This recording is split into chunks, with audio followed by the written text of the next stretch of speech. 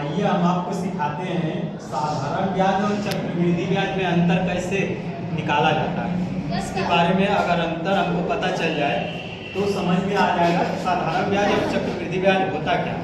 तो देखिए, मान लीजिए कि हम 100 रुपया लेंगे और 100 रुपये किसी से लिए और उस पर 10% हमको ब्याज देना है। तो 10% अगर ब्याज देना हो इस पर 10%, वो एक महीने में उसे कितना रुपया हमको चुकाएंगे।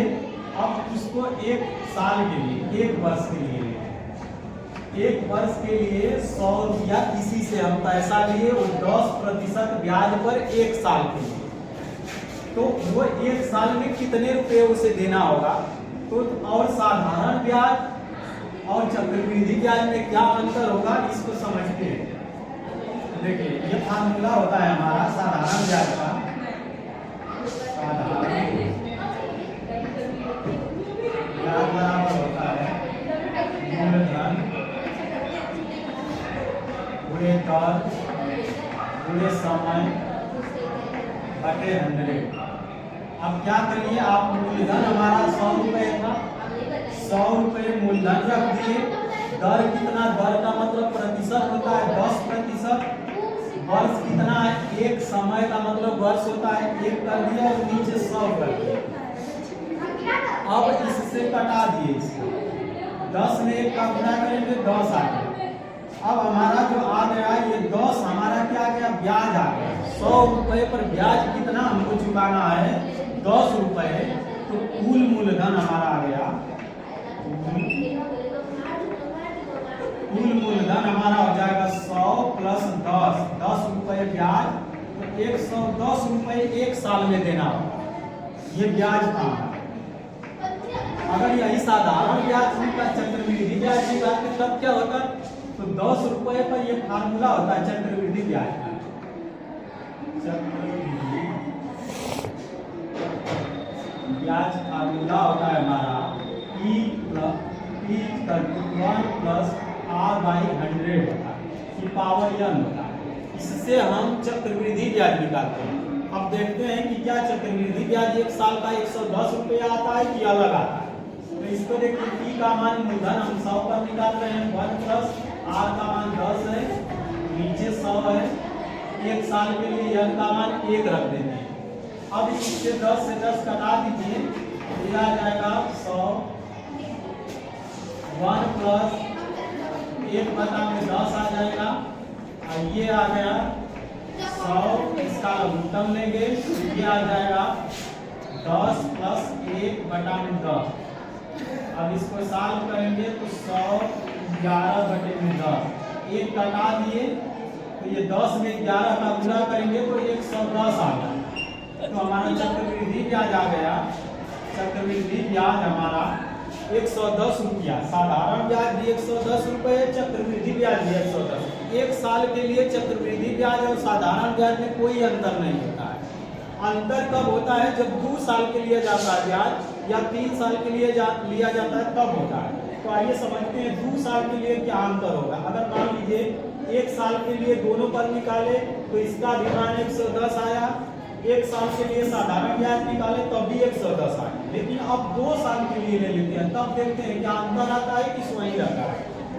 तो चलिए, जहाँ जहाँ 1 लिख देते हैं समय का वहाँ 2 लिख लेंगे। फार्मूले में लगा देंगे साधारण ब्याज में, साधारण ब्याज में हम लगा देते हैं मूलधन 100 पर गुणे दर 10 है और वर्ष 2 कर दिया, नीचे 100 कर दिया। अब इससे 100 से 100 कटा दिए, 10 गुना के 20 आ गए। मतलब कि साधारण ब्याज 2 साल के लिए 20 रुपये चुकाना पड़ेगा 100 रुपये पर। तो कुल ब्याज हमारा आ गया, कुल मूलधन हमारा हो जाएगा 100 प्लस 20 बराबर 120 आ गया। हमारा साधारण ब्याज आ गया 120 रुपये। अब मूलधन चक्रवृद्धि ब्याज देखते हैं 120 आता है कि नहीं 2 साल के लिए। चक्रवृद्धि ब्याज का हमारा फार्मूला के लगा लेंगे। P का मान यहाँ पर 100 है, 100 पर मान निकाल रहे हैं। 1 प्लस R का मान 10 है, नीचे 100 कर देंगे, और जो 1 वर्ष के निकाले थे 2 वर्ष के लिए। अब इसको सॉल्व करते हैं, यहाँ पर 100 कर दिए, इससे कटा देंगे तो हमारा आ जाएगा 1 प्लस 1/10 स्क्वायर, इसको सॉल्व करेंगे तो 100 होगा, इसका लघुत्तम लेकर हल करेंगे तो ये आएगा 11/10 का स्क्वायर कर दिए। अब इसको 100 लिख दिए, 11/10 गुणे 11/10 दो बार लिख दिए, 10 ये 100 से कट जाएगा, 11/121 आएगा। इसका मतलब देखिए, अब साधारण ब्याज 120 रुपये था 2 साल के लिए, लेकिन चक्रवृद्धि ब्याज 1 रुपया बढ़ गया, 2 साल में 121 रुपया में चुकाना रहेगा। पहले साल के लिए दोनों का मान 110 आया था, दूसरे साल के लिए साधारण ब्याज 120 रुपये, लेकिन चक्रवृद्धि ब्याज 121 रुपये हो गए। इसका मतलब चक्रवृद्धि ब्याज बदलता है, साधारण ब्याज हमेशा फिक्स रहता है, वो नहीं बदलता है, हमेशा वो 10 रुपये हर साल चुकता रहेगा। एक साल के लिए और देख लेते हैं, तीसरे साल मान लीजिए, अब ये तीसरे साल के लिए लगाते हैं। तीसरे साल के लिए साधारण ब्याज क्या हो जाएगा, तो तीसरे साल के लिए 100 पर गुणे 10 गुणे 3, अब नीचे 100 पर ये कटा दिए तो ये आ गया हमारा 30। इसका मतलब हर साल हमारा कुल मूलधन आया 100 में 30 जोड़ देंगे 30, तो ये हमारा आ जाएगा 130 रुपये। इसका मतलब हमारा हर साल 10-10 रुपये बढ़ रहा है साधारण ब्याज में, लेकिन चक्रवृद्धि ब्याज में 1 रुपये बढ़ गया। तीसरे साल में देखते हैं चक्रवृद्धि ब्याज कितना आता है, इस फार्मूले पर लगा देते हैं। तो यहाँ पर 100 पर प्लस 100 करेंगे और 1 प्लस 10/100 लिख देंगे और उसके पावर 3 कर देंगे, तब 3 साल के लिए निकाल रहे हैं। तो इसको हल कीजिए, 100 गुणे इसको कटा देंगे और 1 प्लस 1/10 हो जाएगा, इसका पावर 3 साल करेंगे इसको तो ये आ जाएगा, इसका लघुत्तम लेकर सॉल्व करेंगे तो ये आ जाएगा 11/10 आ जाएगा, इसके पावर 3 लग जाएगा। अब इसको सॉल्व करेंगे 11/10 इंटू 11/10 आएगा, मतलब 3 बार लिखेंगे। ये 2 को तो कट गया, 10 100 का गुणा कर देंगे, लेकिन 11 में 121 में 11 का गुणा करते हैं तो हमारा आता है 1 3 3 1 आएगा और नीचे 10 बचा, इसमें भाग दे देंगे तो हमारा जो आएगा 133.10। ये हमारा आंसर आ गया, जो चक्रवृद्धि ब्याज कितने 3 साल के लिए, जब 3 साल के लिए तो 1 रुपया 33 पैसे, मतलब 135 रुपया 10 पैसा हमारा क्या आया चक्रवृद्धि ब्याज 3 साल में।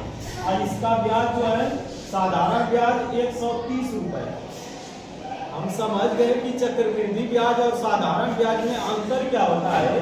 एक साल के लिए कोई अंतर नहीं होता, अंतर दूसरे साल के लिए स्टार्ट हो जाता है। चक्रवृद्धि ब्याज और साधारण ब्याज में अंतर, यहाँ पर 120 आया था, यहाँ पर 121 आ गया, तीसरे साल में 130 रुपये आया, यहाँ पर 135 रुपये 10 पैसा आया।